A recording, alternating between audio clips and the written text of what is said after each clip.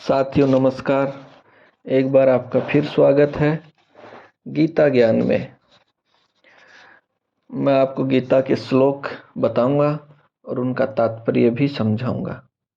भगवान श्री कृष्ण अर्जुन से क्या कहते हैं ये गीता में बताया गया है।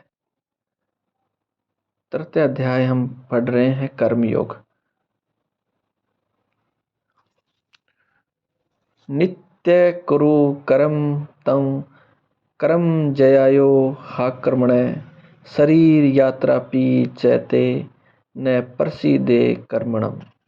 अपना नियत कर्म करो, क्योंकि कर्म न करने की अपेक्षा कर्म करना श्रेष्ठ है।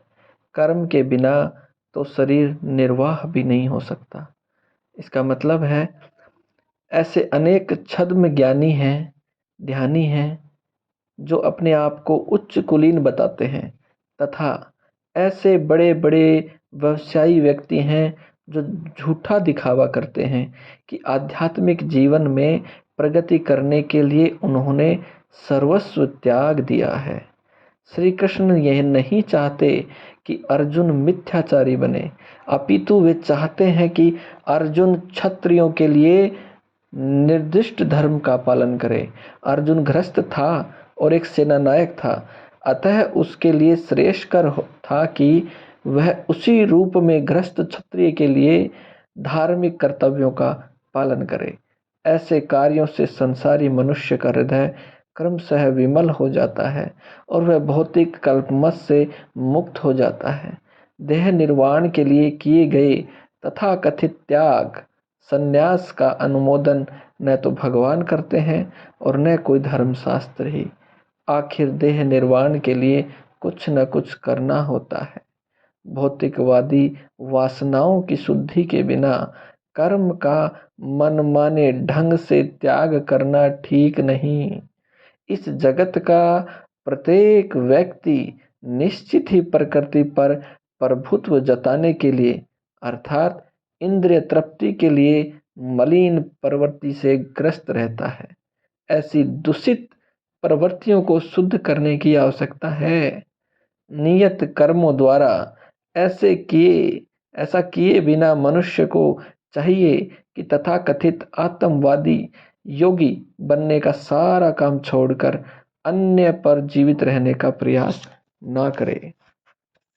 यज्ञार्थार कर्मण्योऽन्यत्र लोकाय न कर्म बंधन तदर्थम कर्म कौन्तेय मुक्त सने समाचार। श्री विष्णु के लिए यज्ञ रूप से कर्म करना चाहिए, अन्यथा कर्म के द्वारा इस भौतिक जगत में बंधन उत्पन्न होता है। अतः हे कुंती पुत्र, उनकी प्रसन्नता के लिए अपने नियत कर्म करो, इस तरह तुम बंधन से सदा मुक्त रहोगे। इसका तात्पर्य है, चूंकि मनुष्य को शरीर के निर्वाह के लिए भी कर्म करना होता है, अतः विशिष्ट सामाजिक स्थिति तथा गुण को ध्यान में रखकर नियत कर्म इस तरह बनाए गए हैं कि उस उद्देश्य की पूर्ति हो सके। यज्ञ का अर्थ भगवान विष्णु है। सारे यज्ञ भगवान विष्णु की संपन्नता के लिए या प्रसन्नता के लिए है। वेदों का आदेश भी है, यज्ञो वे विष्णु है। दूसरे शब्दों में, चाहे कोई निर्दिष्ट यज्ञ संपन्न करे या प्रत्यक्ष रूप से भगवान विष्णु की सेवा करे, दोनों से एक ही प्रयोजन सिद्ध होता है। अतः जैसा कि इस श्लोक में बताया गया है, कृष्ण भावना मृत यज्ञ ही है। भगवान श्री कृष्ण की भक्ति, वर्णाश्रम धर्म का भी उद्देश्य भगवान विष्णु को प्रसन्न करना है। भगवान विष्णु की प्रसन्नता के लिए कर्म करना चाहिए। इस जगत में किया जाने वाला अन्य कोई कर्म बंधन का कारण होगा, क्योंकि अच्छे तथा बुरे कर्मों के फल होते हैं और कोई भी फल कर्म करने वालों को बांध लेता है। अतः भगवान कृष्ण को सदैव प्रसन्न करने के लिए कृष्ण भावना भीत होना होगा, और जब कोई ऐसा कर्म करता है तो वह मुक्त दशा को प्राप्त करता है।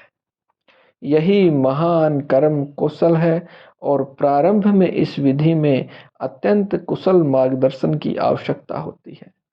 अतः भगवत के निर्देशन में या साक्षात भगवान कृष्ण के प्रत्यक्ष आदेश के अंतर्गत मनुष्य को परिश्रम पूर्वक कर्म करना चाहिए। इंद्रिय तृप्ति के लिए कुछ भी नहीं किया जाना चाहिए, अपितु हर कार्य कृष्ण की प्रसन्नता के लिए होना चाहिए। इस विधि से न केवल कर्म के बंधन से बचा जा सकता है, अपितु इसे मनुष्य को कर्म से भगवान की वह प्रेम भक्ति प्राप्त हो सकेगी जो भगवत धाम की ओर ले जाती है। सह यगा प्रजा सृष्टा पुरोवाच प्रजापति अनेन प्रसवी सिद्ध में से वो सृष्टि काम धुका। सृष्टि के प्रारंभ में समस्त प्राणियों के स्वामी प्रजापति ने विष्णु के लिए यज्ञ सहित मनुष्य तथा देवताओं की संततियों को रचा और उनसे कहा, तुम इस यज्ञ से सुखी रहो, क्योंकि इसके करने से तुम्हें सुख पूर्वक रहने तथा मुक्ति प्राप्त करने के लिए समस्त वांछित वस्तुएं प्राप्त हो सकेंगी। इसका तात्पर्य है, प्राणियों के स्वामी विष्णु द्वारा भौतिक सृष्टि की रचना बुद्धिजीवियों के लिए भगवान धाम वापस जाने का सुअवसर है।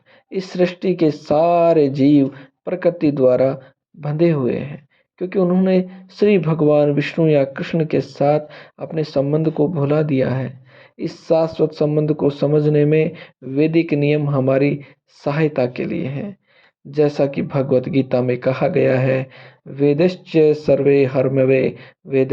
भगवान का कथन है कि वेदों का उद्देश्य मुझे समझना है। जीवों के स्वामी भगवान विष्णु हैं। प्रजापति तो भगवान विष्णु हैं और वे समस्त प्राणियों के, समस्त लोकों के सुंदरता के स्वामी हैं और हर एक के ज्ञाता हैं, त्राता हैं। भगवान ने इस भौतिक जगत को इसलिए रचा कि बुद्धिजीव यह सीख सके कि वे विष्णु को प्रसन्न करने के लिए किस प्रकार यज्ञ करें, जिससे वे इस जगत में चिंता रहित होकर सुखपूर्वक रह सकें और इस भौतिक देह का अंत होने पर भगवत धाम की ओर जा सकें। बुद्धिजीव के लिए ही यह संपूर्ण कार्यक्रम है। यज्ञ करने से बुद्धिजीव क्रम से भगवान श्री कृष्ण की भक्ति में होते हुए हैं और देवतुल्य बनते हैं। कलयुग में वैदिक शास्त्रों के ने संकीर्तन यज्ञ का विधान किया है और इस दिव्य विधि का परिवर्तन चैतन्य महाप्रभु द्वारा इस युग के समस्त लोगों के उद्धार के लिए किया गया है। इस कलयुग में जो लोग पर्याप्त बुद्धिमान हैं, वे भगवान की अनेक पार्षदों सहित संकीर्तन यज्ञ द्वारा पूजा करेंगे। वेदों में वर्णित अन्य यज्ञों को इस कली काल में कर पाना सहज नहीं, किंतु संकीर्तन यज्ञ सुगम है और सभी दृष्टि से अलौकिक है। बोलिए राधे राधे। अगर आपको हमारा ये गीता ज्ञान पसंद आ रहा है तो कृपया हमारे चैनल को सब्सक्राइब करें और कमेंट में बताएं। किसी प्रकार की कुछ कमी हो तो सुधार करने का प्रयास करेंगे। धन्यवाद।